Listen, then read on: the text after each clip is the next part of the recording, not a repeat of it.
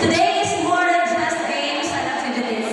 This is about reconnecting, meeting brothers and sisters, again creating new memories and celebrating joy of being together.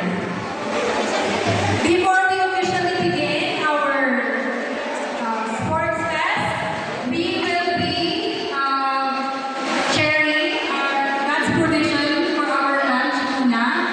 Para ma-refill, ma-re-energize, na may kasama na ng mga chika. But before that, we request everyone. Wait, ano yung mga time stop? Pag-ready. Tapos na ako mag-register, kaya nakatipod na natanan. So, please, i-ready nyo na yung mga time stop. Mamadaan yung registration. Then, we will start with the prayer and then makauna kita.